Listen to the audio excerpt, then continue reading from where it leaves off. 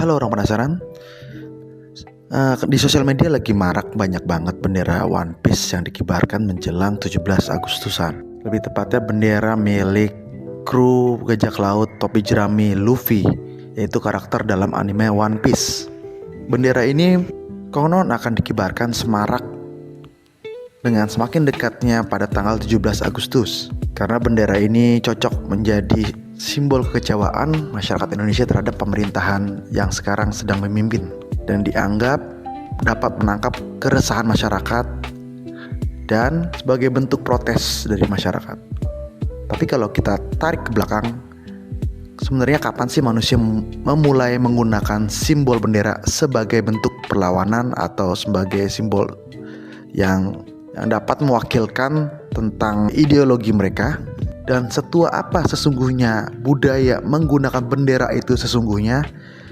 Mari kita coba ulas sedalam-dalamnya di channel ini. Check it out. Sejak manusia dapat menggunakan imajinasi atau revolusi kognitif, manusia mampu menggunakan simbol untuk menunjukkan identitas, kekuasaan, dan keberpihakan.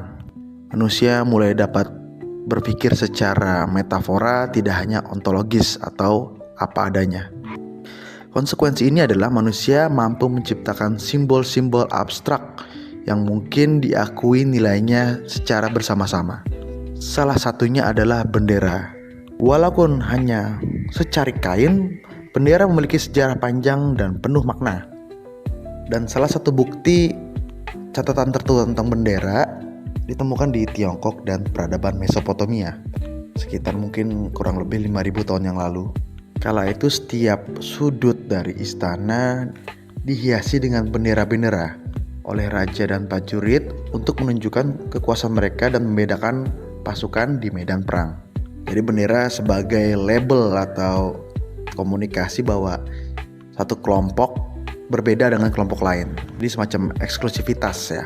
Nah, lalu kalau kita bergerak ke bangsa Romawi, mereka menggunakan bendera berbentuk tiang dengan lambang elang atau aquila yang dibawa oleh prajurit khusus dalam legiun. Simbol ini bukan juga identitas militer, tapi juga lambang kebanggaan sama kehormatan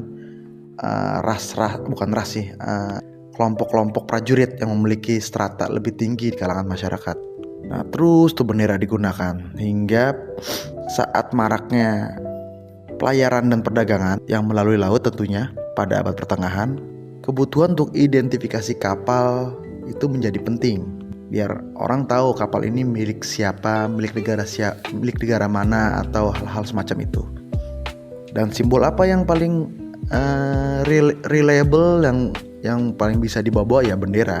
Jadi negara kayak Inggris, Spanyol, Prancis, dan Belanda mulai menetapkan desain tetap untuk bendera nasional mereka yang dikibarkan di kapal maupun benteng koloni. Yang artinya ya ini berupa simbol kepemilikan, jadinya agak berubah sedikit nilainya. Dan fun fact, salah satu bendera tertua yang masih digunakan hingga kini adalah bendera Denmark. Bacanya Dannebrog kali ya, Dannebrog, yang berasal dari abad 13. Bendera ini menjadi inspirasi bagi desain salib di banyak bendera Skandinavia lainnya. Jadi ya semuanya nyontek kali ya, nyontek ke bendera Denmark. Karena mungkin inspirasinya ya si bendera Denmark ini mungkin ya. Lalu revolusi Prancis pada tahun 1789 turut mempengaruhi konsep modern tentang bendera. Trikolor Prancis atau 3 warna dari bendera Prancis, yaitu biru, putih, dan merah, menjadi simbol revolusi rakyat dan kemudian menjadi inspirasi bagi banyak negara lain dalam menyusun warna dan makna benderanya. Jadi kalau kalian itu banyak bendera itu salah satunya memiliki susunan dari 3 warna, entah itu seperti di Italia, Prancis, Meksiko, Denmark, Jerman, Belanda. Nah itu kan rata-rata 3 warna ya, ada 3 unsur warna ya. Nah itu inspirasi pertamanya yang mempopulerkan pertamanya adalah Prancis. Sehingga dianggap mungkin paling efisien untuk mengkomunikasikan simbol tertentu. Di abad 19 ketika gelombang kemerdekaan mulai menyebar ke berbagai belahan dunia, terutama di Amerika Latin dan Asia, bendera mulai digunakan sebagai lambang perjuangan nasional. desain benderanya pun tak lepas dari nilai-nilai seperti kebebasan, persatuan, dan identitas budaya. Ya, lagi-lagi ini nilai-nilai yang diusung oleh negara Prancis pada saat mereka melakukan revolusi. Memang pada abad 19 itu mungkin salah satu abad di mana banyaknya negara yang tercipta karena banyaknya revolusi, banyaknya perjuangan terhadap kolonialisme dan segala macamnya. Nah kan pada abad sebelumnya banyak lahan-lahan yang dicaplok oleh negara-negara Eropa tuh, seperti wilayah Amerika Utara, Amerika Selatan, dan Asia yang tadinya milik kerajaan-kerajaan lokal yang lebih kecil. Ketika setelah dicaplok, warganya melakukan perlawanan dan membuat kebenaran intersubjektif, yaitu kebenaran yang dipercaya oleh sekelompok orang, yaitu negara. Jadi muncullah konsep negara-negara republik, bukan lagi kerajaan seperti zaman-zaman dahulu.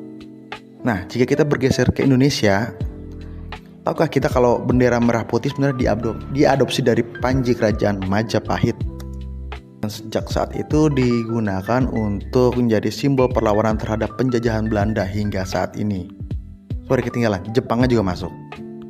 Ia dikibarkan pertama kali pada tahun 17 Agustus 45 menandai lahirnya Republik Indonesia. Nah, kalau kita bergeser di Afrika, ternyata banyak negara-negara Afrika yang mengadopsi warna Pan-Afrika, yaitu warna-warna yang terinspirasi dari bendera Ethiopia yang menjadi simbol perlawanan terhadap kolonialisme Eropa. Apa aja warna Pan-Afrika? Merah, kuning, dan hijau. Sering lihat di mana? Ya, sering dilihat di komunitas reggae, karena reggae kan berasal dari Jamaika, dan Jamaika itu kebanyakan dari leluhurnya itu orang-orang Afrika, yang ke Jamaika membawa nilai Pan-Afrika ini. Bendera juga sekarang menjadi identitas kolektif. Coba kalau mau lihat, kalau dalam acara olahraga, upacara kemerdekaan atau peringatan nasional, bendera berfungsi sebagai pengikat emosi kebangsaan. Jadi yang membuat kita satu, atau yang membuat kita bisa saling bekerja sama. Karena secara teori, dari sudut pandang biologis, suatu kelompok hanya bisa bekerja sama dengan efektif jika tidak lebih dari 150 individu. Dan manusia bisa melampaui hal itu karena manusia melewati revolusi kecerdasan kognitif, di mana kita mulai bisa berpikir secara abstrak, imajiner, dan lain-lain, sehingga kita membentuk satu nilai bersama seperti bendera yang bisa dipercaya oleh lebih dari 150 individu. Konsekuensinya apa? Kita bisa jadi mudah untuk bekerja sama dengan skala yang besar. Contoh konkretnya, kalau kamu di luar negeri dan tiba-tiba melihat ada orang yang membawa bendera merah putih, kalau kamu nggak deket-deket amat sama itu orang, bahkan mungkin orang asing tidak kenal, kamu secara emosional akan merasa dekat, akan bisa lebih terbuka terhadap orang itu dibanding orang lain. Nah, hal-hal semacam ini yang membuat sampai sekarang fungsi bendera itu masih relevan. Mungkin kalau tidak ada bendera sebagai alat pemersatu, mungkin kita juga masih dijajah, karena ya tidak ada nilai universal dalam otak masyarakat Indonesia jika tidak adanya bendera atau hal-hal semacam itu. Nah, kalau dalam dunia militer di abad yang modern ini, bendera dianggap sebagai kehormatan tertinggi. Kehilangan atau menjatuhkan bendera dalam peperangan dianggap sebagai tanda kekalahan atau aib. Itulah penyebabnya banyak negara melarang penggunaan bendera secara sembarangan. Bendera juga terus berevolusi secara desain dan makna. Ada negara-negara yang mengganti atau memodifikasi benderanya karena mungkin bendera yang lama dinilai tidak sesuai lagi value atau nilai-nilai yang diusungnya, atau simple hanya perubahan politik seperti Afrika Selatan pasca apartheid atau Myanmar setelah reformasi politik. Meski sederhana, bendera mampu membangkitkan rasa bangga, nasionalisme, bahkan kontroversi. Di beberapa negara, penghinaan terhadap bendera bisa berujung hukuman pidana karena dianggap merendahkan simbol negara. Hanya hati-hati kalau kita bermain dengan hal-hal yang berbau bendera, karena mungkin konsekuensinya bisa cukup fatal, karena di mata negara, bendera itu sangat krusial dan vital. Jadi sekali lagi hati-hati, pikir-pikir dulu sebelum bertindak. Sejarah dan perkembangan bendera mencerminkan perjalanan umat manusia dalam membentuk identitas, berjuang untuk kemerdekaan, dan menyatukan perbedaan. Di balik selai kain yang berkibar, tersembunyi kisah panjang tentang kekuasaan, harapan, dan perjuangan tanpa akhir. Oke, jika kamu suka dengan hal seperti ini, like dan subscribe channel ini supaya channel ini semakin berkembang. Oke, pesan saya, pikir-pikir lagi jika ingin melakukan sesuatu. Pikir dulu secara panjang.